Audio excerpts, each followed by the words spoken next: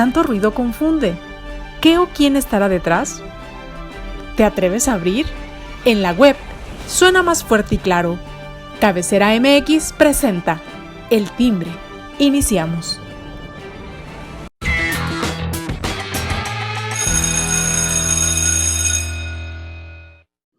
¿Qué tal, amigos? Muy buen día, me da mucho gusto saludarlos. Ya estamos aquí en El Timbre, hoy miércoles de ya 10 de noviembre. Rápido se está yendo el año, qué bárbaro.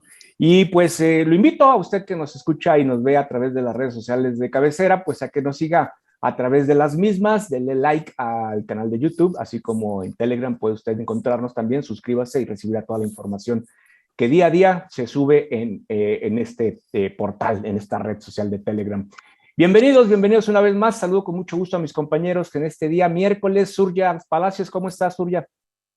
Hola, ¿qué tal, Alberto? Muy bien, encantada de estar aquí, encantada. Carlos, Héctor, vamos a tener un programa muy interesante. Así pinta que va a ser interesante. Héctor Romero, ¿cómo estás?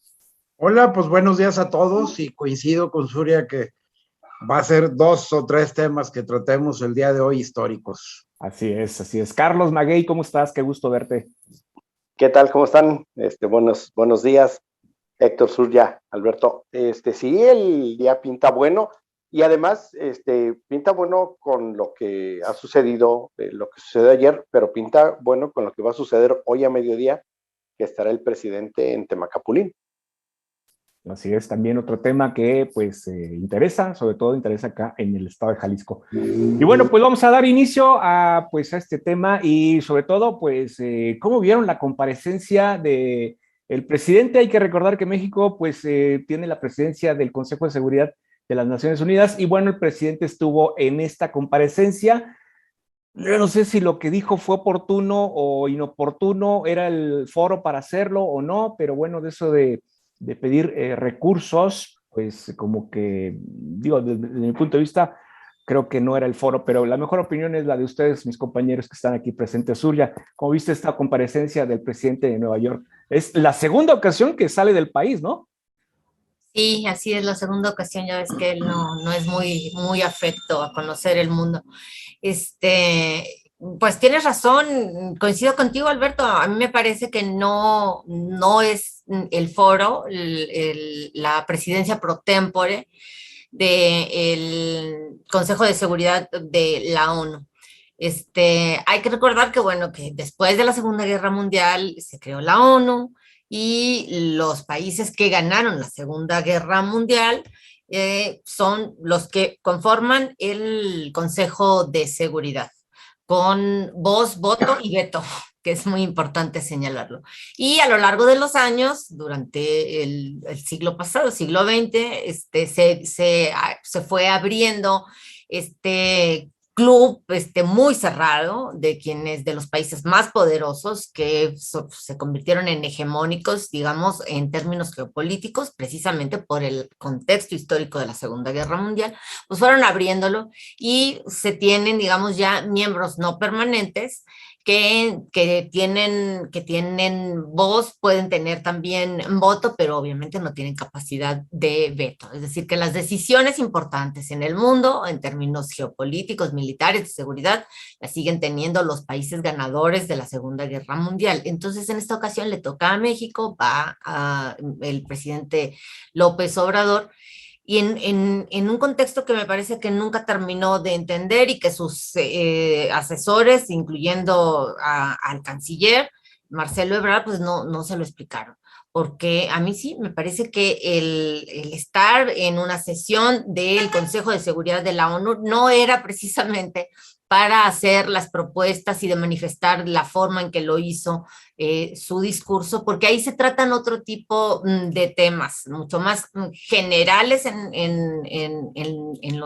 digamos, para para todos los miembros que están participando de esa asamblea, y no es lo mismo cuando van los presidentes a la Asamblea General y no a lo que se refiere a una sesión del Consejo de Seguridad. Entonces, de entrada, el contexto no era el adecuado para hacer la propuesta que hizo López Obrador, que pedir dinero a las naciones y empresas, personas y empresas más ricas del mundo para crear un plan mundial de fraternidad y bienestar que garantice, según dijo, la vida digna de 750 millones de personas mediante la aportación voluntaria de 4% de la riqueza de 1,000 personas y empresas que sean las más ricas y el 0.2% del PIB de los países del grupo del G20.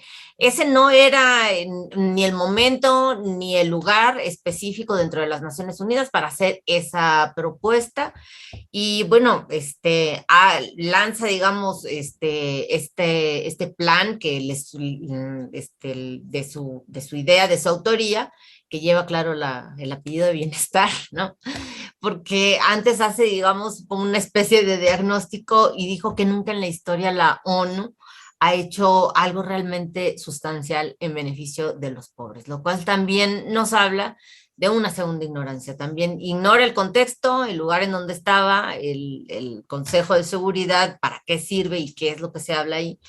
Y bueno, realmente el presidente parece que no conoce lo que ha hecho la ONU a lo largo de todos estos años, ¿no? Desde la segunda mitad del siglo XX y lo que va del XXI, no conoce los programas, las instituciones y las agencias de la misma Organización de las Naciones Unidas en favor de los países y de las personas que están en condiciones de pobreza. Realmente, pues, sorprende en ese sentido que un presidente y ocupando pro tempore la presidencia del Consejo de Seguridad de la ONU vaya a ser el ridículo de esa manera. Ahora, en lo internacional eso no tiene ningún impacto. O sea, saben perfectamente, o sea, igual que como le sucedió en la COP, en esta reunión medioambiental al presidente de Argentina, Alberto Fernández, que lo dejaron solo hablando, pues es lo mismo. A nivel internacional, lo que propuso López Obrador no tiene ningún impacto. De hecho, el representante de la Federación Rusa realmente le contestó diciéndole precisamente este no es el foro para dar este tipo de propuestas. En realidad, a mí me parece que tendremos que concluir una vez más. El presidente, esté donde esté, así sea en el Consejo de Seguridad de la ONU, le sigue hablando a sus seguidores, sigue hablando en términos como si se refiriera aquí hacia los mexicanos, un mensaje específico para los mexicanos, sobre todo para aquellos que simpatizan con él, para sus fines políticos, nada más. El único impacto que pudiera tener es el rédito político que él pudiera en todo caso obtener en lo interior a partir de ese discurso, y no tiene ningún impacto a nivel internacional. Sí, muy completo el reporte que nos das con respecto a esta comparecencia, pero también vamos a escuchar la opinión de Carlos y de Héctor. Carlos, ¿qué nos dices? ¿Cómo viste esta comparecencia? Bueno, creo que es muy claro que el presidente utiliza el foro justamente como él sabe hacer las cosas, ¿no? Con la finalidad de obtener su notoriedad. Desde luego uno pensaría que ese no era el foro para hacer esa propuesta, pero sí lo es para él, y él utiliza los foros como le da la gana. Esa es su característica. Yo creo que sí sus asesores sí le dijeron, oiga, aquí podemos hacer esto y esto, y él decidió, seguramente con algunos asesores que le han de haber dicho, tú habla de lo que quieras, ¿no? Total, es tu micro y ni modo que no te lo van a cerrar, estás presidiendo temporalmente, tú haz lo que quieras. Y justamente es lo que hizo, ¿no? Será nota en algunos lugares por ridículo, otros porque no faltará quien le parezca buena idea. Pero el asunto es que creo que él logra lo que siempre nos hace aquí, es la nota. En algunos casos, insisto, no para todos, pero para algunos será nota internacional. Y creo que finalmente se posiciona al estar en ese lugar, aprovecha incluso ese foro internacional para mandar mensajes internos, porque eso es en realidad lo que importa. No importa trascender hacia afuera, lo interesante es lograr mensajes internos. Es decir, la gente que lo apoya, la gente que lo ve bien, la gente que está con él, le festeja que haya hecho estas declaraciones, lo ve bien, le parece que son buenas propuestas y sigue aumentando su comunicación con esas bases, con esos que pueden ser sus, digámoslo así, sus apoyos, y que hasta ahora le han dado resultados, ¿no? Le dio un resultado en la elección 2018, le dio un resultado en la 2021, y no tiene por qué cambiar la estrategia con miras a 2024. Le ha funcionado bien y creo que, aunque a algunos de nosotros nos parezca que no debe haber tocado ese tema, en realidad en términos de estrategia para sus fines, que son el próximo proceso electoral 2024, fue la decisión correcta y le va a rendir buenos frutos. Pues sí, interesante lo que aportan. Héctor Romero, te escuchamos esta comparecencia, pues digo, ya tendrás tu punto de vista y lo compartirás. Adelante. Bueno, yo creo que aquí no debo de tratar de criticarlo, pero la verdad me da risa. Porque al final de cuentas, no es una comparecencia en el foro adecuado. Hay que ver a qué se dedica el Consejo de Seguridad de la ONU y cuál es su objeto. El objeto del Consejo de Seguridad de la ONU es mantener la paz y la seguridad internacional, y es precisamente a lo que se dedica. Entonces, el ir a distraer una reunión de este tipo con propuestas que no tienen ningún asidero jurídico ni económico ni nada, pues es nada más para, como lo dicen tanto Surya como Carlos, para el consumo interno de nuestro país. Y el primero que se lo dijo con todas sus 4 letras es dizque su amigo y aliado ruso, porque el representante de la ONU, el representante de Rusia ante la ONU, le dice, oiga, el Consejo de Seguridad no sirve para lo que vino a hacer. Y se lo dice con todas las letras, ni la Comisión de Consolidación de la Paz ni el Consejo de Seguridad disponen de las herramientas para facilitar la formación de modelos económicos sostenibles e independientes, ni garantizar el intercambio y transferencia de tecnologías. Y acaba diciéndole, por eso es importante tener en cuenta los vínculos, pero también tener muy presente las distinciones entre estos dos procesos y qué organismo de las Naciones Unidas está encargado de tal o cual esfera de labor. En pocas palabras, no venga a decir cosas aquí y vaya y dígalas a la área de la ONU que le corresponde a saber esto. Pero luego hay un tema muy importante de las propuestas que hace. A ver, no todo es su programa de salvando vidas como el gobernador de aquí, ni el de sembrar arbolitos a nivel mundial, porque él cree que inclusive para llegar a pensar que su programa mundial se vayan a sembrar bosques, y él cree que su programa influyó para eso, cuando a nadie le interesa su programa, porque lo único que ha causado es deforestación. Por otro lado, da risa cómo manejan gente para que vaya a felicitarlo y aplaudirle. A ver, a esas horas en Nueva York, nuestros paisanos están trabajando. Y están trabajando porque no tenían oportunidades en México y se fueron para allá. Y son los que se parten el lomo para poderle mandar divisas a sus familias en México. ¿Tú crees que un paisano que está en Nueva York se va a salir de su chamba para ir a aplaudirle a este tipo? Pues por supuesto que no. Fueron puros acarreados los que llevó la embajada de México en Nueva York para el efecto de que le aplaudieran y se ve como que fue recibido con un héroe. Y ahora las redes están repletas de anuncios de AMLO, líder mundial, y los periodistas chayoteros ya están diciendo que cuando salga AMLO de la presidencia de la República, lo más conveniente para todos los países del mundo es que él ocupe la presidencia de la ONU. No marches. O sea, vean la forma en que se expresó en su discurso, pues no tiene nada. O sea, dime qué país del mundo va a poder implementar un impuesto a los ricos. bueno, ni en México se puede constitucionalmente hacerlo. O sea, uno de los principios del 31 fracción cuarta constitucional, del 31 fracción cuarta de la Constitución mexicana, es precisamente el principio de generalidad, que todos seamos tratados igual en el cobro de un impuesto. Entonces, no puedo ponerle un impuesto a los ricos porque ¿quiénes son los ricos? ¿O cómo voy a diferenciar el impuesto? ¿Y cómo le voy a hacer para que todo el mundo ponga impuestos a los ricos?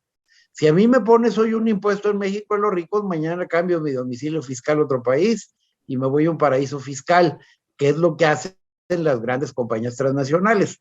Apenas estamos encontrando en el G20 cómo grabar a las corporaciones internacionales, esos grupos de empresas como Yahoo, como Apple, como todas esas, que se han salido a paraísos fiscales precisamente para evitar los impuestos corporativos de sus países. Ya hay un consenso de grabarlos con un impuesto global. Ahora falta aterrizar ese acuerdo del G20 y aterrizarlo en las legislaciones de cada estado con los problemas constitucionales que lleven. ¿Tú crees que nomás porque se le ocurrió al presidente ir a sugerir un impuesto de esta naturaleza, todo el mundo lo va a poner? ¿Y todos los ricos se van a dejar que se los pongan? Cambio mi domicilio, un paraíso fiscal y les hago así desde allá, bye. Y no me van a poder hacer nada. México está tratando de controlar los cambios de domicilios para evitar que vayamos a paraísos fiscales los mexicanos, y viene un nuevo apretón de tuerca en este aspecto para la reforma fiscal 2022, que ya fue aprobada en la Cámara de Diputados y en el Senado, pero es sumamente difícil. Yo creo que aquí sí, pues fue una proyección de la mañanera transmitida desde el Consejo de Seguridad de la ONU para consumo mexicano, y yo no dudo que otros países como los venezolanos, porque ya vimos que ni Rusia le aplaudió, al revés lo criticaron.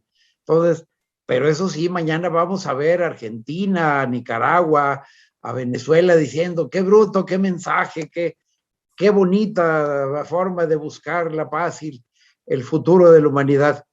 Y aparte, ir a decirle a la ONU que no saben trabajar, que no hacen bien las cosas, que están en un letargo, pues es como si yo te invito a mi casa para que me vengas a criticar. Ese sería mi comentario por el momento. Hablar de fraternidad y bienestar cuando su propio gobierno pues ha interpuesto ahí un recurso para pues contra este amparo, ¿no? De las vacunas hacia los jóvenes de 12 a 17 años, ¿no? ¿Dónde perdón que les la gane congruencia, mis compañeros el comentario, pero fíjate qué desafortunadas las dos salidas del presidente al mundo. La primera fue forzada por su ex amigo Trump para que fuera a apoyarlo en la campaña presidencial. Desafortunada totalmente la presencia en Washington del presidente. Y ahora teniendo una oportunidad histórica de mandar un mensaje de paz, de fraternidad de los países desde el punto de vista de seguridad mundial, salir con esta cosa de su plan de fraternidad y mi plan de las tarjetas del bienestar, y qué padre que todos los ricos aporten. Nomás faltó que manden las aportaciones en sobres de papel y que su hermano Pío las va a recoger. Eso es lo último que faltaba. Y además mal su diagnóstico, ¿no? O sea, de entrada eso, diciendo que la ONU nunca ha trabajado verdaderamente en favor de los pobres. Uno, es mal. O sea, hay que preguntarle entonces qué ha hecho el Programa Nacional de las Naciones Unidas para el Desarrollo, ¿no? O sea, de entrada, ¿no? Y su diagnóstico sobre la pobreza, ¿no? ¿Qué es la corrupción? O sea, él no está abierto a otras ideas, no está abierto a los nuevos paradigmas de análisis del por qué se generan los problemas sociales, uno tan grave como es la pobreza. Se quedó en los años 70, ese discurso de que la explicación de que la pobreza es producto de la corrupción y entonces con esta tarjeta bienestar a nivel internacional propone dar esos recursos que proporcionarían empresas y personas ricas y los países más acaudalados, los miembros del G20, para dar transferencias directas de recursos sin intermediarios, tal y como él lo hace aquí. Muestran una vez más que ignora los distintos tipos de pobreza estructural que existen en distintos contextos de acuerdo a cada una de las realidades sociales a nivel internacional, porque no es lo mismo un pobre sudamericano a un pobre en África, o no es lo mismo dentro del mismo el continente africano la pobreza del África subsahariana a la pobreza que puede existir en el norte de África, o ya o en el noreste de África, o los problemas que se tienen con pobreza en Asia. O sea, realmente nuevamente a él ni le importa tampoco, ¿no? Porque no está hablando a esos países ni a los líderes, está hablando para sus objetivos internos, y el objetivo interno es mantenerse en el poder y que su partido continúe en el poder. Ese es el objetivo. Y como ya se decía aquí, o sea, no importa en dónde esté, o sea, al final de cuentas es el mismo mensaje, aunque se traslade a Nueva York, de cualquier forma está hablándole a sus seguidores con una intención política netamente interna. Y realmente, pues sí, da pena que un jefe de Estado desperdicie esa oportunidad y además muestre ante líderes internacionales que bueno, pues tiene muy poca capacidad de análisis y está casado con ideas que francamente pues ya no se utilizan ni siquiera para diagnosticar problemas como la pobreza y mucho menos para evaluar el trabajo de la ONU en general y del Consejo de Seguridad de las Naciones Unidas. Carlos. Fíjate que, digo, la verdad es que hay que decirlo, yo creo que pensó bien su estrategia y la resolvió como más le convenía. Esa intervención que tuvo, que no sé cuánto tiempo duró, pero el tiempo que duró, tampoco si hubiera llevado la súper gran propuesta, hubiera hecho diferencia, ¿no? La verdad es que tuvo unos momentos, hizo un buen mensaje, no porque a mí me parezca que lo sea bueno, sino porque lo dirigió a quien lo tenía que dirigir, y lo demás está de sobra, ¿no?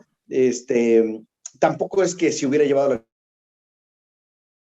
ya lo hubiera cambiado, ¿no? Es más, llevan años atendiendo desde esa tribuna a todos, y no se ha resuelto la seguridad del mundo. No lo iba a hacer él, y lo aprovechó para lo que le podía funcionar, que es justamente colocarse políticamente o afianzarse políticamente en México, y que la gente diga, mira, nuestro presidente fue y les dijo en su cara las cosas que debían hacer.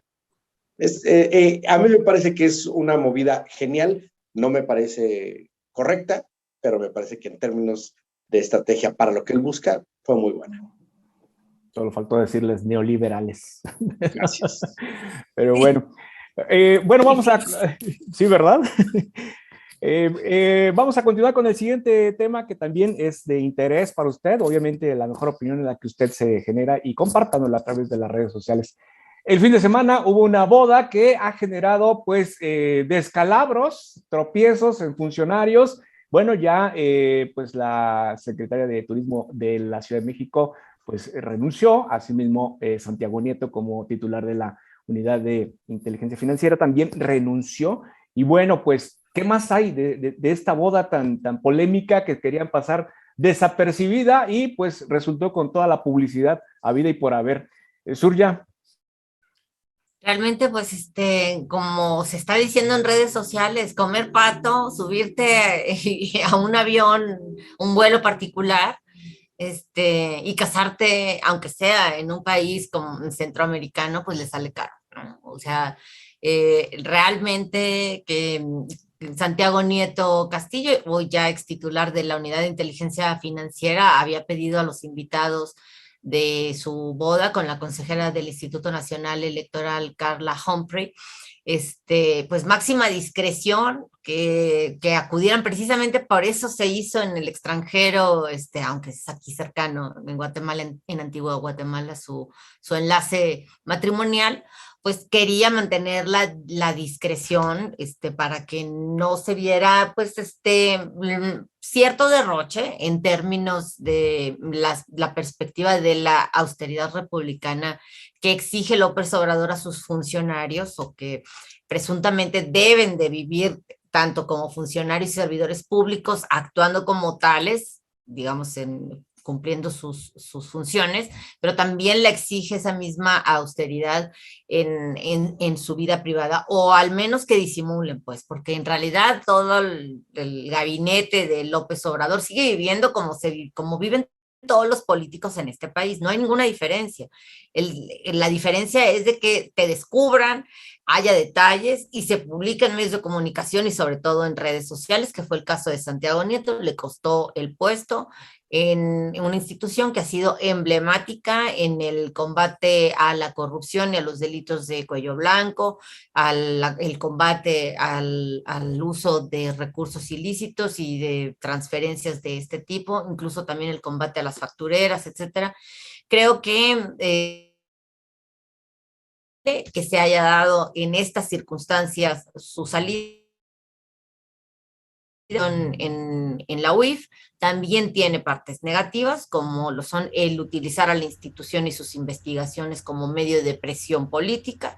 Eso es netamente reprochable, pero pues nos habla también de que al final de cuentas el tema no es que tengas una boda en cuya cena sea primero hacer una boda en un país fuera de México, en un hotel lujoso, que sirvas una cena de 4 tiempos y se destaque entre las bebidas la champán, ¿no? Ese no es el problema es que lo descubrieron. El problema es que a partir de esta detención que se dio del vuelo que fletó Juan Francisco Gil Ortiz, el propietario del Universal, que llevaba $35,000 de su propiedad que no se declararon, y a partir de ahí salió el escándalo que terminó en una amarga, ya no fue luna de miel, ¿no? Sino fue en una amarga entrega de las investigaciones y en general del puesto que sostenía en la UIF Santiago Nieto. Así es lo que aconteció ese fin de semana, ese día de la boda, y bueno, las consecuencias, pues ahí están. Héctor Romero, te escuchamos. Bueno, yo creo que es una exageración de la 4T, estos temas. Primero, Santiago Nieto era un excelente funcionario, no desde mi punto de vista, yo llegué a tener conflictos fuertes con él, pero en realidad pues le hacía la chamba al presidente, y hacía su chamba de la Unidad de Inteligencia Financiera. Era, yo creo que de los pocos funcionarios del gobierno federal que funcionaban, y además le dio político y de investigación para golpear a algunos personajes, que eso era lo malo de la función de Santiago. Por otro lado, ya se le estaba desquebrajando un poquito la UIF, porque ya había posibilidad de llegar a arreglos en relación con algunas cuentas aseguradas, donde ya internamente te facilitaban las cosas para poder ganar los amparos, cuando había aseguramiento de cuentas o cosas de esas. Pero en realidad, pues esos eran gentes de segundo y tercer nivel, que al final de cuentas yo creo que ahí van a seguir, porque el que llega ahora a la UIF me preocupa de sobremanera. Qué padre, porque no había tenido ningún trabajo nunca. Es la primera vez que el nuevo titular de la UIF va a trabajar. Fíjate, desde el 68 que lo metieron a la cárcel, fue preso político, de ahí para acá ha ocupado puestos de legislador, o sea, el más grande brincador de un perchero a otro sin límite de caída y sin protección. Lo más que ha hecho es ser asesor del sindicato de la UNAM. Entonces, fíjate qué padre que a los 75 años te den tu primer trabajo formal. Está padre. Pero ya mi pregunta sería, ¿qué conocimiento tiene de un aspecto tan técnico como es el lavado de dinero? Yo estoy seguro que si ahorita le preguntamos, oye, ¿cuáles son las 20 recomendaciones del Gafi? No va a saber ni qué es el GAFI, ni menos las 20 recomendaciones. ¿Cómo va a ocupar un puesto de estos? Te aseguro que ni Segundo siquiera sabe lugar, cuáles son las actividades vulnerables. ni las actividades Así, vulnerables debe conocer, lo así es, básico. tiene razón. Ahora, por el otro lado, imagínate, el hecho de que a una funcionaria como la de turismo, que le digan, oye, en día libre donde no estás trabajando, te damos ride, pues yo me subo al coche y me voy a la boda, ¿verdad? Sea jet, sea avioneta, sea fumigador o sea un coche, pues yo voy para allá y es de mi día, es día inhábil, no estoy trabajando de funcionaria. Y que por eso la cesen, o realmente fue por la encuerada que les dieron del regalito que llevaban para Santiago y la esposa. Porque lo que nos da a entender todo esto era que así como en los ranchos te obligan a que a la hora que pasa la novia le pegues billetitos al vestido de la novia, pues a lo mejor acá lo que había que pegar eran sobrecitos. A lo mejor andaba ahí Pío poniendo el ejemplo de cómo se recauda para los que se estaban casando y por eso es el coraje. Ahora, en realidad a Santiago le pidieron la renuncia o renunció. En realidad el presidente se enojó porque hicieron una boda. A ver, eso de boda suntuosa, pues en ese salón de ese hotel se celebran bodas todas las semanas, jueves, viernes y sábado, y nadie se queja, y no son suntuosas. Si checamos el precio del cubierto en ese hotel, con lo que cuesta cualquier hotel de la Ciudad de México, es hasta más barato. Que se haya tenido que ir a casar ella por tema de seguridad también es cierto. El cuate pisó muchos callos, entonces había mucho riesgo de que se casara aquí en un hotel de la Ciudad de México o donde fuera por temas de seguridad, porque aparte ahorita no lo pueden dejar descobijado. O sea, ya fregó a mucha gente, ya congeló muchas cuentas, ya hizo muchas dagas para que ya lo tiren como Kleenex desechable y ni siquiera lo esperen a que regrese de la luna de miel para tomar el cargo. Díganme qué diablos tenía que andar el secretario de Gobernación dándole el puesto al nuevo encargado de la UIF si es empleado del secretario de Hacienda. La unidad de inteligencia financiera, de acuerdo a la ley orgánica, depende de la Secretaría de Hacienda y Crédito Público. ¿Por qué no le dio posesión al cargo el señor secretario de Hacienda y lo tenía que dar en la posesión del cargo el secretario de Gobernación? O el presidente de la República piensa que era un puesto político que defendía a Gobernación. Quiere decir que no sabe ni de qué se trata el cargo ni para qué sirve. Ya había molestia a nivel internacional de por qué Santiago golpeaba gente políticamente cuando el enfoque de la unidad de inteligencia financiera es precisamente para evitar lavado de dinero y financiamiento al terrorismo. Y eso es muy claro. ¿Y quién debería haber llegado a un cargo de estos en lugar de Santiago?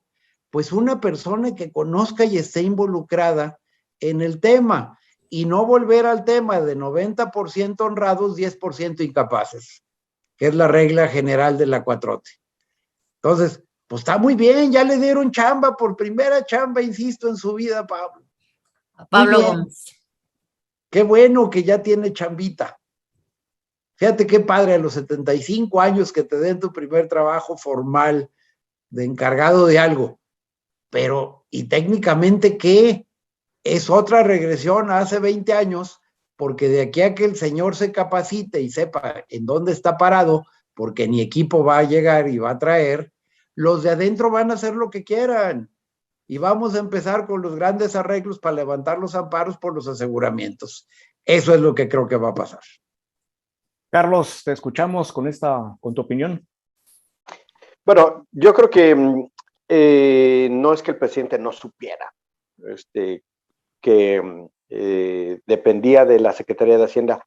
Yo creo que lo que estaba haciendo era mandarnos un mensaje, ¿no? Y nos estaba diciendo claramente, es una posición política. Deja de ser un asunto técnico, se convierte en un asunto político. Queda claro, y el que le quiera buscar el significado, ese sí, no hay otro, ¿no? Efectivamente, en este caso, Pablo Gómez es un hombre que se conoce por hacer política. No se le conoce por dedicarse a las actividades técnicas, y por tanto, justo esa es la lógica, ¿no? llega a ese lugar a resolver temas políticos que seguramente se le complicaron en algún momento al presidente cuando se pasaba de técnico Santiago Nieto. Claro, ya creo yo que Santiago vio la posibilidad de escaparse de esta administración. Ya era mucho el desgaste que estaba sufriendo, sus conflictos con Hertz Manero eran constantes. Creo que era buen momento para él para salirse. Efectivamente se fue a casar a Guatemala, lo decíamos el lunes, se fue a casar a Guatemala más con la intención de quitarse las broncas de, sí, por un lado seguridad, pero por el otro lado que se convirtiera en un conflicto, y a la hora de la hora se convirtió en un conflicto, ¿no? ¿Y por qué? Pues por los invitados, ¿no? Por los invitados que no son cuidadosos, y estamos hablando de Ili Ortiz, pero también de la secretaria, que yo creo que sí tenía que estar en la Ciudad de México, ya lo dijimos el lunes, era el Gran Premio de México, una de las actividades más lucrativas en términos turísticos para la Ciudad de México del año. Iba acompañada con el que había organizado recientemente el desfile de calaveras. Entonces, bueno, o sea, si no hubiera presentado su renuncia a ella en esa ocasión, no hubiéramos, sí le hubiéramos reclamado mucho, ¿no? ¿Y qué onda con su renuncia?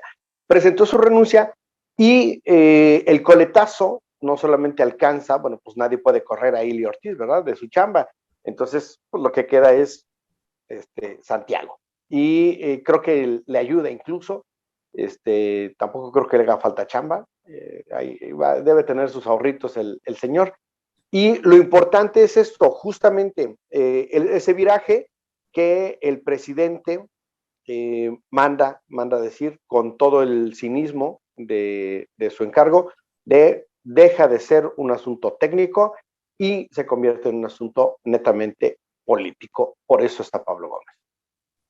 Pues de esta forma, con estas opiniones tan enriquecedoras y un programa bastante, pues, con mucho contenido, información muy interesante que hay que volverlo a escuchar y a ver para poder entender un poquito más este conflicto que estamos viendo.